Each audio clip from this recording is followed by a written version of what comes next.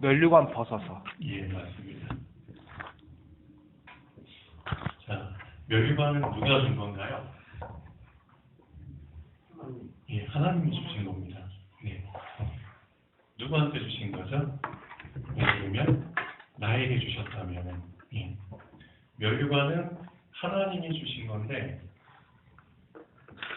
나에게 주신 거죠. 근데 그 면류관을 왜 벗었나요? 왜? 면류관을 써야 될 때가 있고 면류관을 벗어야 될 때가 있죠. 언제 면류관을 벗죠? 면류관을 주신 분 앞에 서게 될 때는 면류관을 벗어야 됩니다. 왜일까요?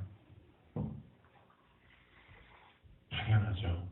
면류관보다 더 큰 분이 계신 자리이기 때문에 그 앞에서는 내가 아무리 쓴 면류관이 아름답게 보여도 아무것도 아닌 겁니다. 맞죠?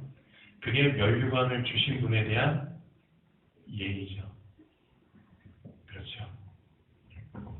우리가 말씀을 받을 때도 이런 중심으로 받아야 됩니다.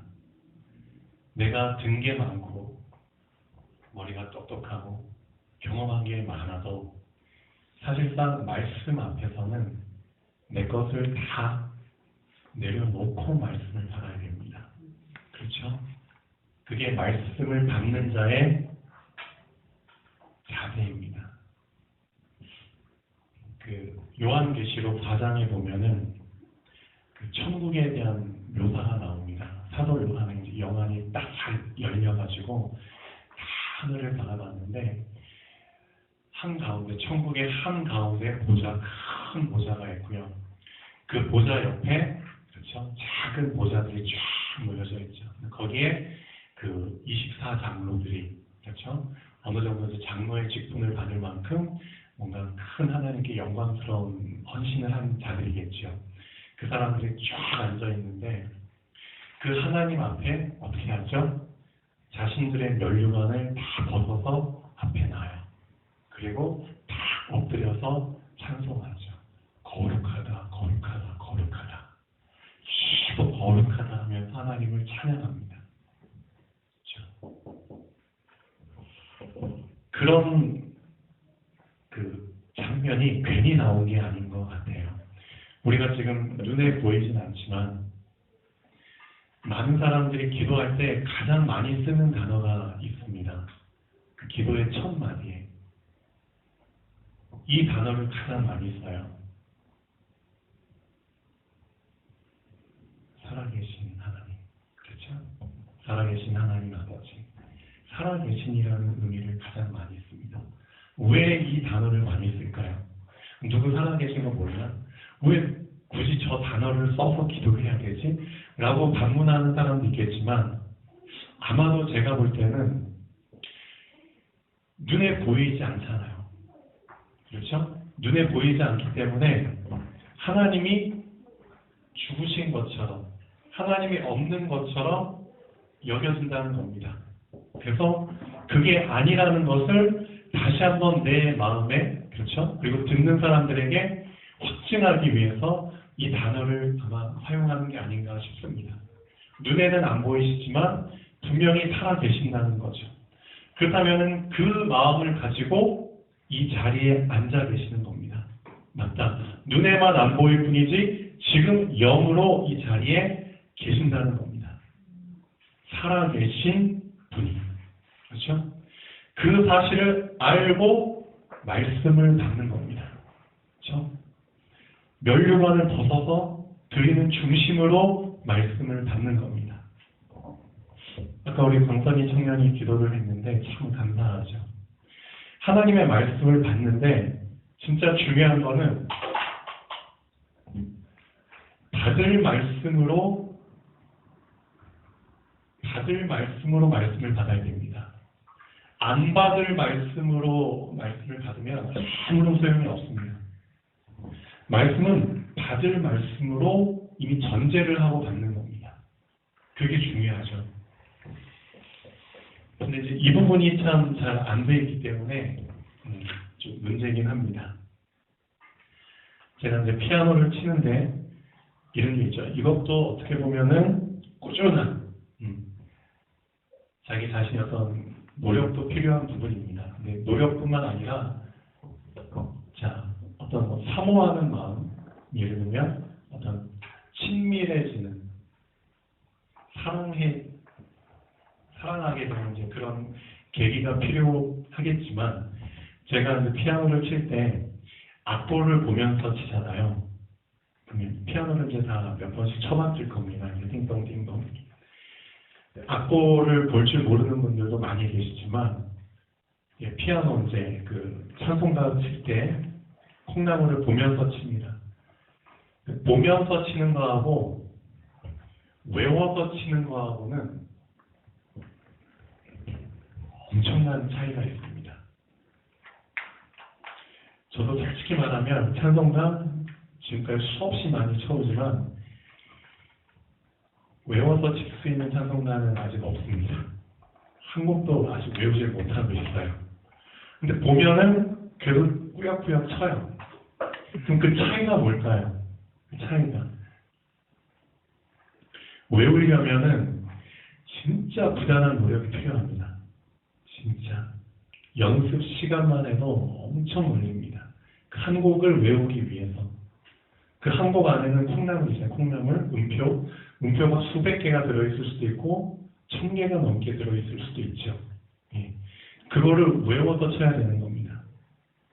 노력도 필요하지만 자 어떤 친밀해지는 그렇죠? 그런 단계가 오지 않으면 제가 볼 때는 거의 외우기가 힘들다는 거죠. 그 곡을 정말 내가 사랑해야 될 만큼 그렇죠? 내가 좋아할 만큼 그런 단계가 와야지만 쉽게 외워지겠죠. 노력도 필요한 것처럼. 사실상 말씀도 마찬가지입니다.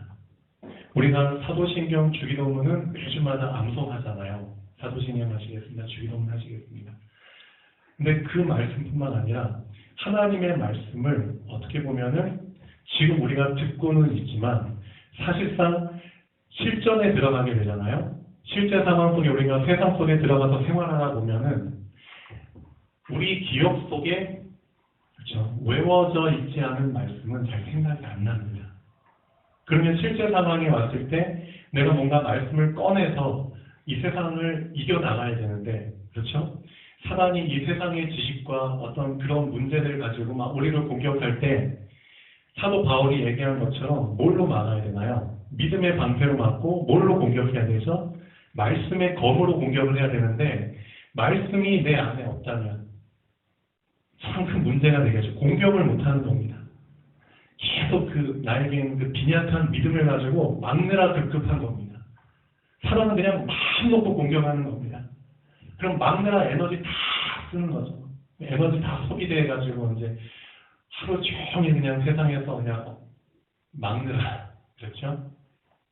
그런 삶 살다가 집에 와서 그냥 기진맥진해서 또 이제 피곤해서 자고 또 다음날 일어나면은 실컷 막느라 급급한 많은 크리스찬들이 진짜 공격을 못하고 이 세상 사단이 붙잡고 있는 이 흑암의 세상에 빛을 발하지 못하고 공격을 하지 못하고 그렇죠.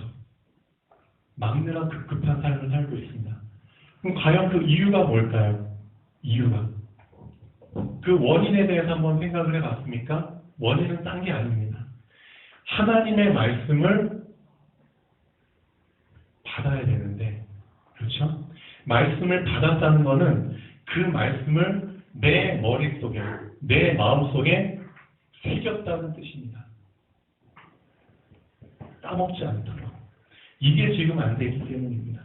좋은 땅에 뿌려졌다는 것은 말씀을 듣고 그 말씀을 지킨 자니. 그렇죠?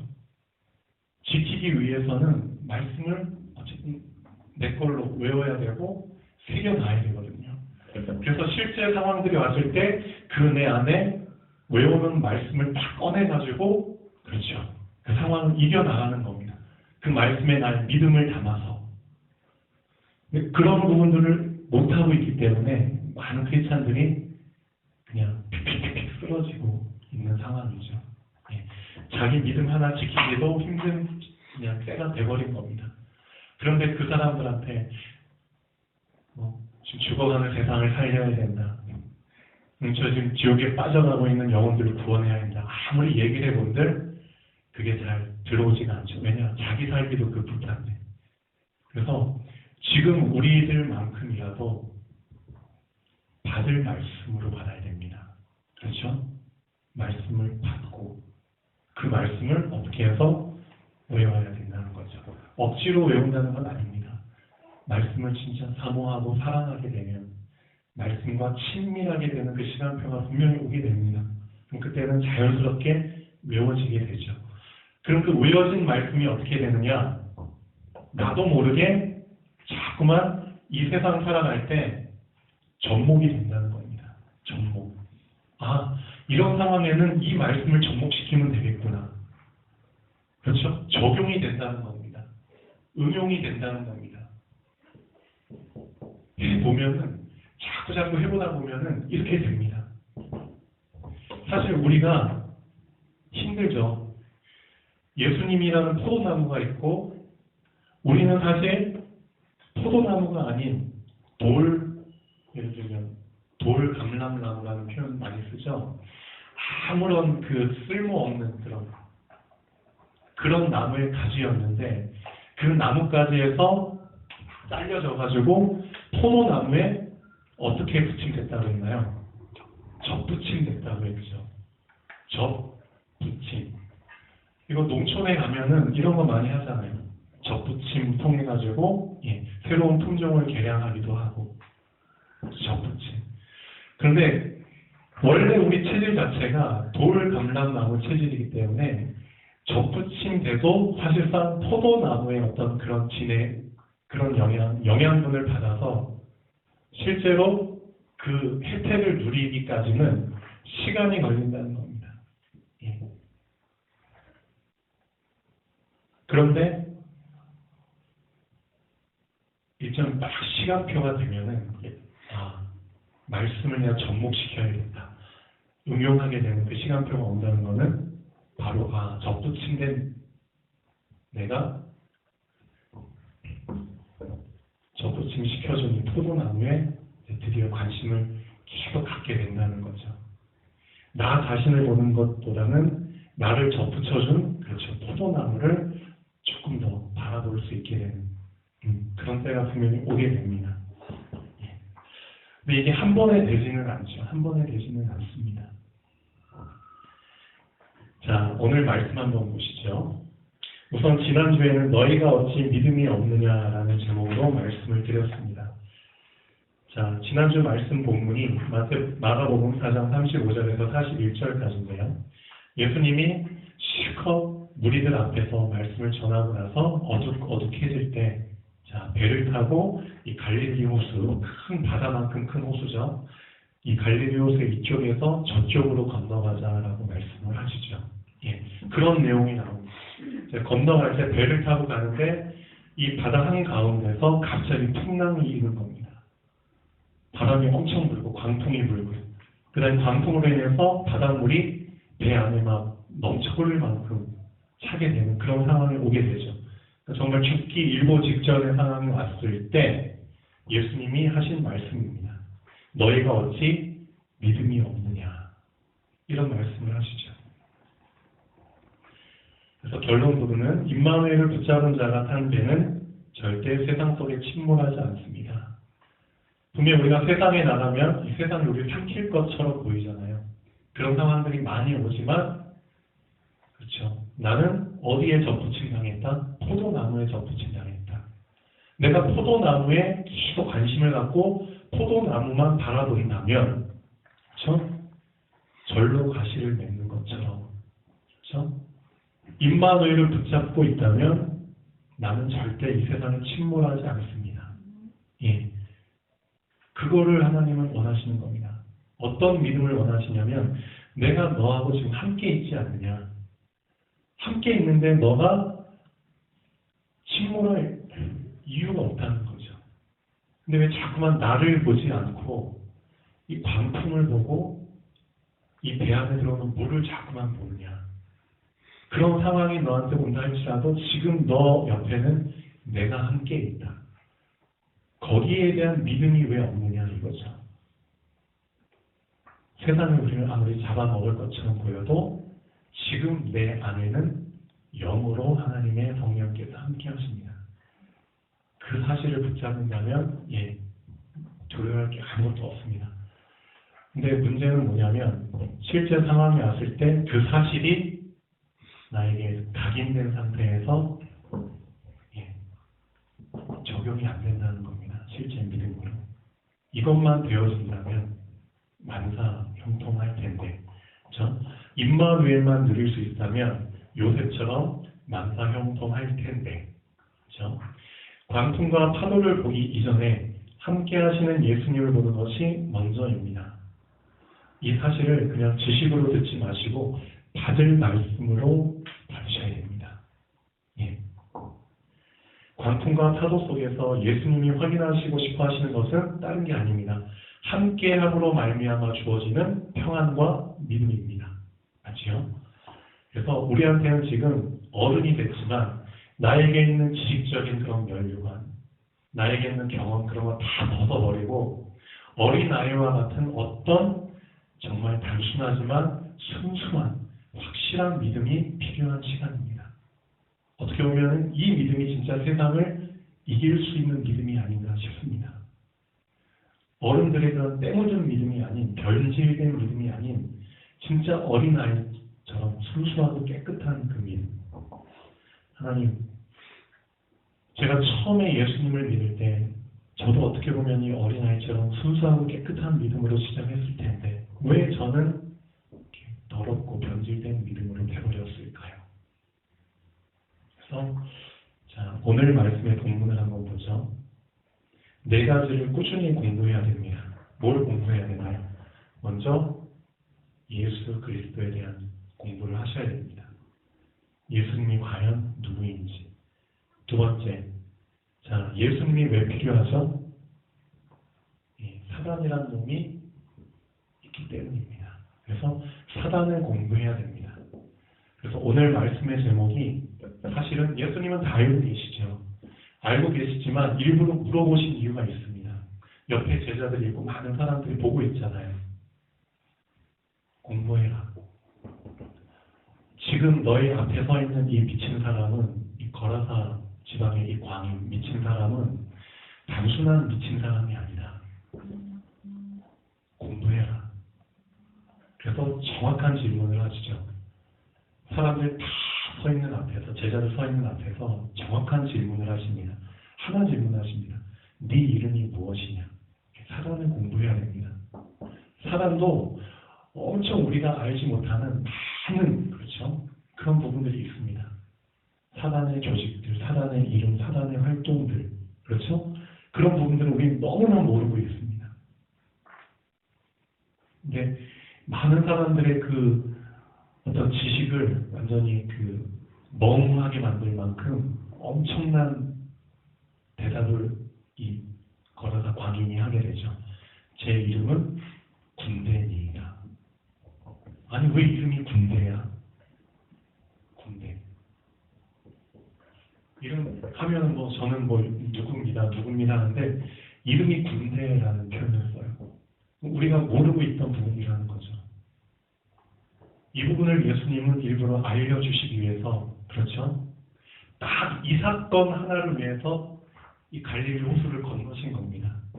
이 사건 하나 해결하고 어떻게 하죠? 다시 돌아가자 해서 이제 바다 건너서 다시 돌아가십니다. 일부러 그날 저녁에 여기까지 온 이유는 이거 하나 알려주시려고 하시는 겁니다. 우리가 너무도 사단에 대해서 모르고 있어요. 이따가 잠깐 말씀드리죠. 그 다음에 나 자신에 대해서 공부를 해야 됩니다. 나는 누구인가? 그렇죠? 그 다음에 내가 아닌 많은 사람에 대해서 공부를 해야 됩니다. 이 4가지에 대한 공부가 꾸준히 지속이 돼야 됩니다. 그렇지 않으면은 어떻게 되나요? 굳어지고 무뎌지게 됩니다. 여기 있는 분들 중에 혹시 안경 안 쓰시는 분 계시나요? 안경. 김상윤 집사님 한 분 말고 없나요? 다 안경 쓰시네요. 안경을 왜 쓰죠? 예, 눈이 어둡다는 거는 그 가까이 있는 게 잘 보이고 예, 멀리 있는 게 잘 안 보여서 그런 이유가 많죠. 예. 난시 때문에 쓰시는 분도 있고요. 원시 때문에 쓰시는 분도 있고 근시 때문에 쓰시는 분인데 대부분은 근시 때문에 쓰죠. 가까이 있는 것만 잘 보이고 멀리 있는 게 안 보이는 겁니다. 근데 이 부분도 좀 잘 생각해 볼 필요가 있습니다. 좀 깊이 공부해야 될 필요가 있습니다.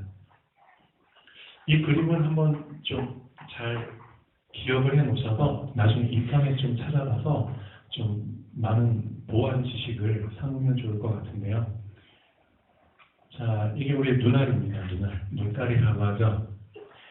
눈알인데 앞쪽에 이렇게 뭐가 있죠? 수정체. 예, 수정체라는 무색, 색이 없고 투명한 어떻게 보면 볼록 렌즈와 같은 그런 조직이 앞에 있습니다. 자, 그 다음에 이 뒤에는 망막이라는 조직이 있고요. 막이라는 조직이 있고요.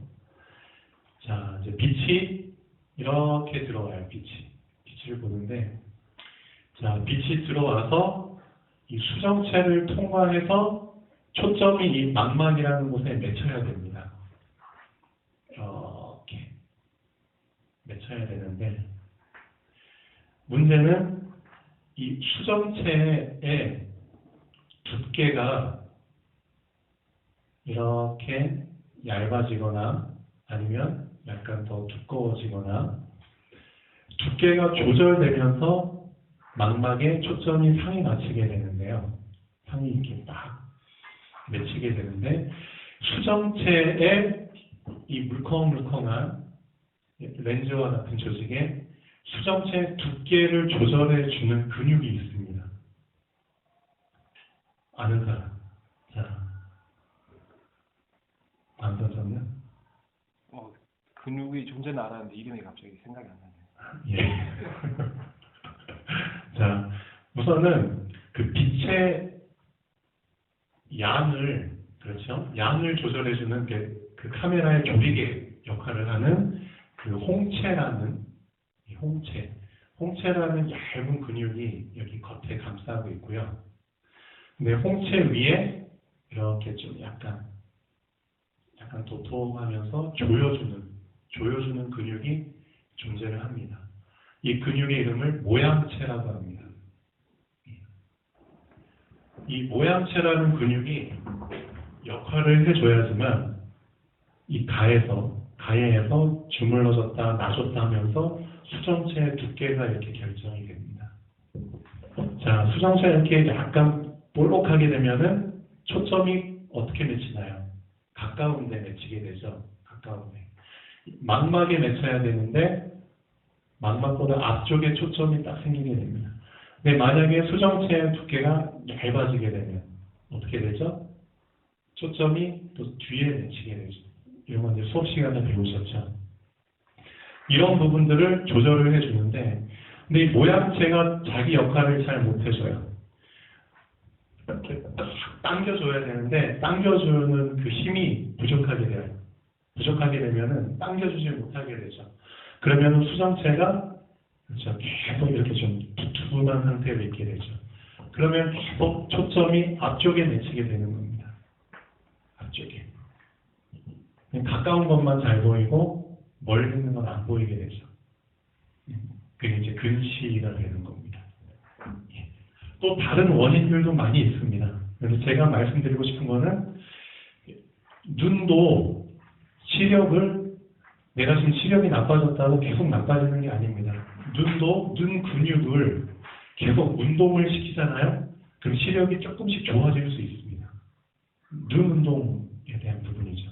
그래서 일부러 안경을 안 쓰고 그 눈을 이렇게 하면서 저도 잘은 모르는데 저 멀리 있는 것을 좀 또렷하게 보려고 하는 그런 운동을 계속 하시잖아요. 그러면은 어느 정도 효과가 있습니다, 진짜. 근데 그것도 꾸준히 해야 됩니다. 꾸준히. 그런 운동을 반복적으로 꾸준히 하지 않으면 어떻게 되나요? 계속 이게 굳어진 상태로 있기 때문에 평생 죽을 때까지 안경에 그렇죠. 그런 도움을 받아야 되는 상황이 오죠. 네.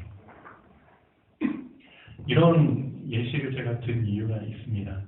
네 가지를 계속 공부를 해야 됩니다. 네 가지를. 예수 그리스도에 대한 부분. 예수님은 누구십니까?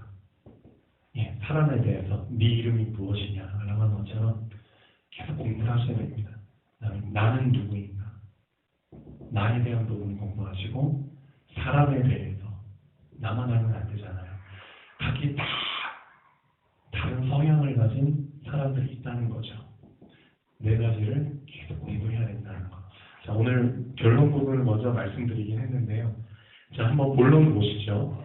예수께서 바다 건너편 거라사인의 지방에 이르러 배에서 나오시매 곧 더러운 귀신 들린 사람이 무덤 사이에서 나와 예수를 만나니라. 자, 배에서 딱 내리자마자 예수님을 맞이한 사람이 이 거라사의 정신병자입니다. 이 귀신 들린 사람입니다. 근데 가까이서 맞이한 게 아니라 성경을 보면 저기 멀리서 어떻게 보면 저기 멀리서 어떻게 보면 그 윤곽을 알아보지 못할 정도의 좀 먼 거리겠죠. 거기에서 예수님을 딱 보자마자 달려온 겁니다. 근데 참 궁금한 부분이 왜 저 사람은 예수님을 저 멀리서 봤다면은 도망칠 수도 있었는데, 그렇죠? 그냥 뒤돌아서 도망칠 수도 있었는데 도망을 안 가고 일부러 그냥 예수님께 달려온 겁니다. 어떻게 보면 그 귀신 들린 사람 입장에서 도망치는 게 더 좋잖아요. 그렇죠? 예수님 마주치지 않고 도망가는 게 더 좋은데 왜 도망을 안 갔냐면은 도망치도록 허락을 못 받았기 때문입니다. 어떻게 보면 엄청난 비밀입니다. 귀신이라는 존재가 어떻게 보면 대단한 존재처럼 보이지만 하나님의 허락 없이는 자기 마음대로 할 수 있는 존재는 아니라는 겁니다. 그런 영적인 배경이 깔려 있습니다. 그래서 그 거라사 지방의 귀신 들린 자가 멀리서 예수님을 봤지만 도망가라고 허락을 못 받았기 때문에 어떻게 보면은 예수님 앞에 먼저 와야 되는 게 순서라는 거죠. 그 안에 참 단순하지만 명확한 논리가 숨겨져 있습니다. 맞다. 귀신도 자기 마음대로 할 수 있는 존재가 아니구나. 하나님의 허락을 받아야지만 할 수 있는 존재구나. 거기에 대한 믿음이 우리한테 있어야 됩니다. 너희가 어찌하여 믿음이 없느냐. 아, 맞다. 예수님은 사람뿐만 아니라 사람과 어떤 영적 존재들을 이렇게 다 주관하실 뿐만 아니라 바람과 물까지도 잔잔케 하시는 초자연적인 모든 피조물까지도 다 예수님이 주관하시는구나. 거기에 대한 믿음. 이런 믿음이 우리한테 다 회복이 된다면 진짜 무서워할 건 하나도 없겠죠. 예. 그 사람은 무덤 사이에 거처하는데 이제는 아무도 그를 쇠사슬로도 메울 수 없게 되었으니 이는 여러 번 고랑과 쇠사슬에 메었어도 쇠사슬을 끊고 고랑을 깨뜨렸음이러라. 그리하여 아무도 그를 제어할 힘이 없는지라. 문제는 이겁니다. 그 귀신 들린 사람을 봤을 때 일반적인 귀신 들린 사람하고는 다르다는 거죠. 분명히 주변에도 귀신 들린 사람들이 여러 명 있었을 텐데 유독 이 귀신 들린 사람은 뭐가 달랐냐면은 아무리 여러 사람이 붙잡아서 쇠사슬로 메고 고랑으로 발골을 차고 해도 그걸 다 끊어버리고 이겼다는 겁니다. 그러니까 어떤 방법으로도 이 귀신 들린 사람을 제어할 수 있는, 컨트롤할 수 있는 방법이 없어졌다는 겁니다. 그럼 그걸 봤을 때 우리는 뭘 생각할 수 있나요? 아, 뭔가 이 사람은 다르다. 예. 이거를 예수님께서는 알려주길 원하신다는 거죠. 이 사람은 일반적인 그냥 귀신 들린 사람하고는 다르다는 겁니다. 그럼 도대체 뭐가 다르다는 거냐? 뭐가 다르다는 거냐? 거기에 대한 답을 주시기 위해서 이 질문을 하셨죠. 그가 멀리서 예수를 보고 달려와서라면 큰 소리로 부르짖어 이르되 지극히 높으신 하나님의 아들 예수여 나와 당신이 무슨 상관이 있나이까? 원하건대 하나님 앞에 맹세하고 나를 괴롭히지 마옵소서 하니. 자, 우선 먼저 이 말씀을 근거로 봤을 때 사단을 괴롭힐 수 있는 방법은 딴 게 아니라는 거죠. 어떻게 하면 사단을 괴롭힐 수 있나요? 사단이 머물고 있는 거처에서 사단을 쫓아내면 됩니다. 예, 그게 사단을 괴롭히는 겁니다. 나를 괴롭히지 마옵소서. 무슨 뜻이죠? 나를 이 미친 사람 속에서 쫓아내지 마십시오. 그런 뜻이겠죠. 근데 예수님이 뭐라고 말씀하셨나요? 미리. 뭐라고 말씀하셨죠? 더러운 빛이나. 그렇죠. 이미 그에게 이르시기를 더러운 빛이나 그 사람에게서 나오라. 괴롭게 하는 말씀을 하신 겁니다. 그러니까 이 사단이, 귀신이 예수님께 부탁을 하죠. 그러면 제가 여기서 나와서 대신에 저기 돼지떼가 있는데 그 돼지에게로 들어가게 하옵소서 라고 말을 하죠. 근데 여기서 네 이름이 무엇이냐 물어봤을 때 우리가 숫자가 많기 때문에 군대입니다 라는 표현을 썼는데 여기에 우리는 중요한 사실을 하나 알아야 됩니다. 아, 사람 몸속에 귀신이 한 마리만 들어오는 게 아니구나. 한 마리만 들어오는 게 아니구나. 한 마리뿐만 아니라 얼마나 많은 숫자가 들어올 수 있냐면 이게 그 당시 레기온이라는 표현을 썼거든요. 이게 로마 군대의 그 병력의 그 숫자를 의미하는 단어입니다. 군대, 레기온이라는 단어인데 여단급 군사를 이렇게 의미하는 단어입니다. 우리나라 그 군대 그 숫자 용어들이 있잖아요. 소대, 중대, 대대, 그래 뭐죠? 연대,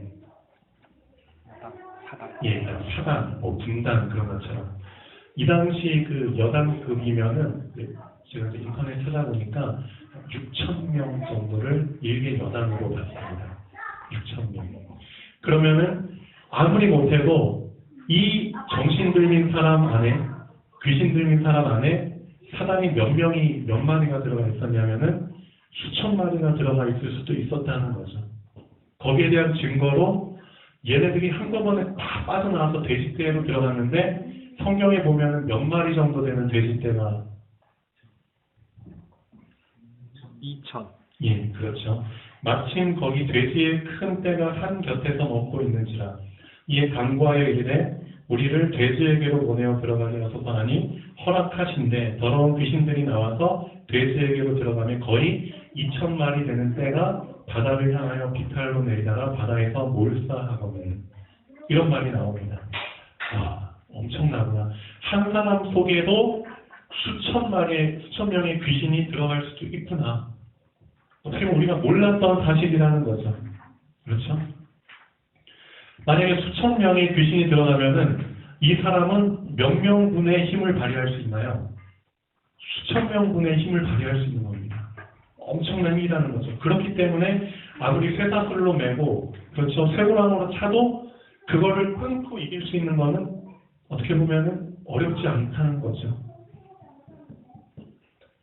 우리가 몰랐던 사실입니다. 아, 사단이라는 존재가 각기 독립적으로 개인적으로 활동하는 애들도 있지만 이렇게 무리를 지어서 때로 존재하고 활동하는 애들도 있구나.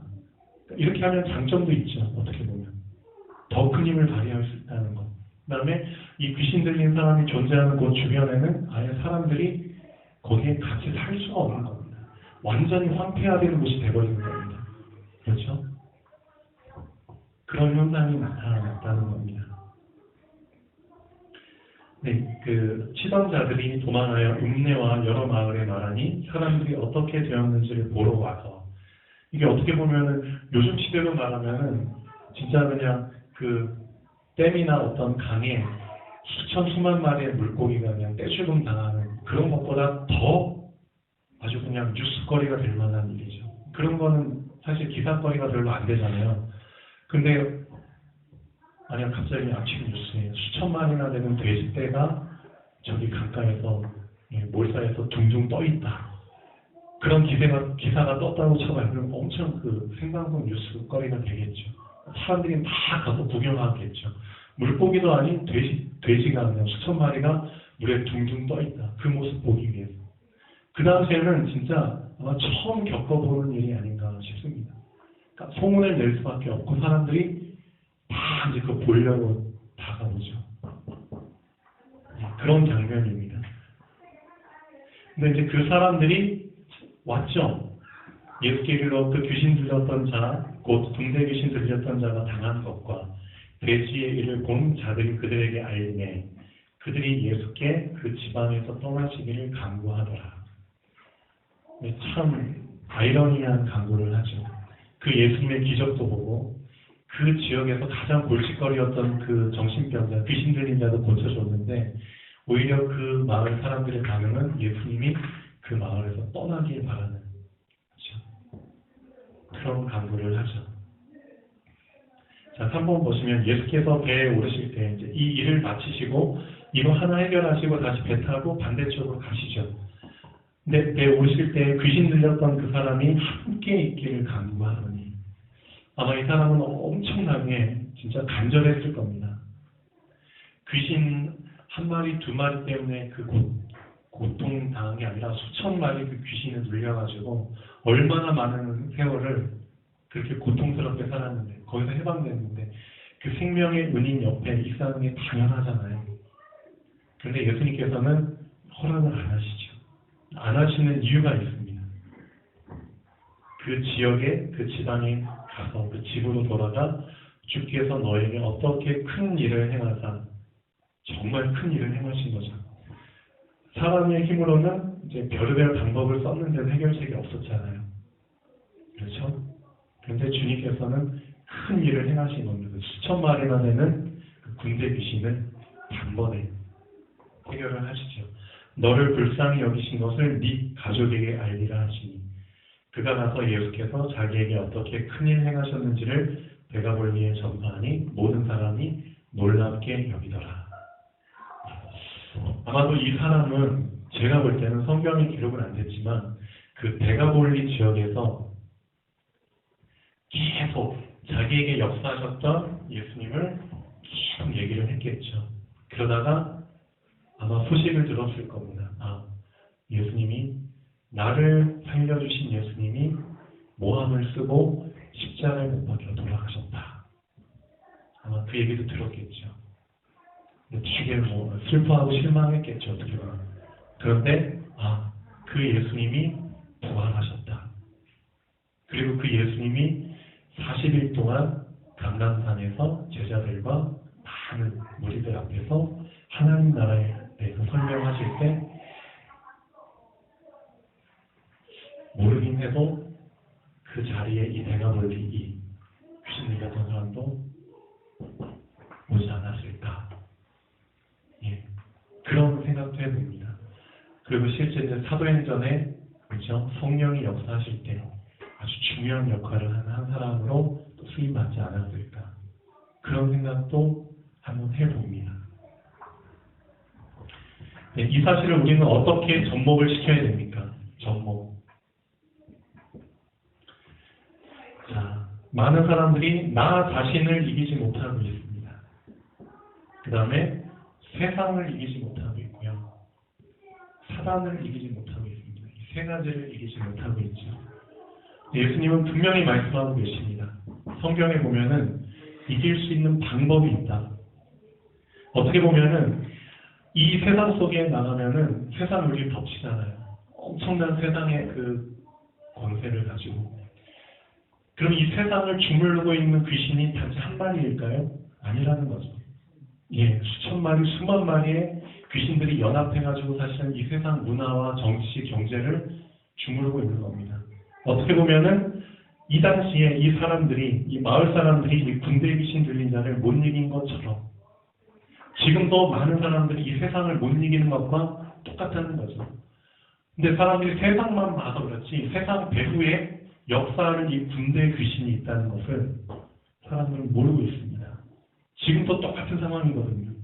당장 세상에 나가보면 이 세상의 시스템들, 불신자들이 만든 불신앙의 시스템들, 이 배후에는 사실 군대 귀신보다 더한 많은 수의 귀신들이 사실 뒤에서 배후에 조종을 하고 있는 겁니다. 엄청난 귀신의 숫자를 가지고 조정을 하고 있는 겁니다. 근데 이길 수 있는 방법이 없습니다. 사람의 힘으로는. 근데 예수님은 이기셨거든요. 그걸 우리가 붙잡아야 됩니다. 나 자신을 이길 수 있는 길이 있습니다. 그건 뭘 붙잡으면 되냐면 성령께서 내 안에 거하시고 계신다. 이 사실로 이기는 겁니다. 성령의 내주를 붙잡고 나 자신을 이기는 겁니다. 이 세상은 어떻게 이기느냐? 성령께서 나를 인도하고 계신다는 이 사실로 이기는 겁니다. 성령의 인도로 사실은 세상을 이기는 겁니다. 그럼 사람은 어떻게 이기느냐? 성령께서 나에게 충만하게 역사하심으로 이기는 겁니다. 그래서 우리 신앙인들에게 가장 중요한 단어 세 가지가 나오죠. 성령의 내주, 인도, 역사. 그래서 예배 끝나고 목사님들이 축도할 때는 꼭 이 세 가지 단어를 집어넣죠. 성령의 내주, 인도, 역사하심이 오늘 말씀 듣는 여러분들에게 함께 하시기를 축원하옵나이다. 이유가 있습니다. 나를 이기고 세상을 이기고 사랑을 이길 수 있는 가장 확실한 방법은 지난주에 말씀드렸던 것처럼 임마누엘인데 그 임마누엘을 좀 더 구체적으로 얘기하면 성령께서 내주하시고 인도하시고 역사하신다는 이 사실입니다. 이 사실을 공부하라는 겁니다. 예수 그리스도를 공부하자. 어느 정도까지 되도록 이게 내 것이 될 때까지 나에게 정말 친밀하게 돼서 외워질 때까지. 외워지면은 악보 없어도 마음껏 치고 싶을 때 칠 수 있거든요. 못 외우면은 악보 없으면은 치고 싶어도 못 쳐요. 피아노는 이 앞에 있지만 악보가 없으면은 치고 싶어도 못 칩니다. 근데 말씀을 외우게 되잖아요. 내 걸로. 그러면은 활용할 수 있다는 거죠.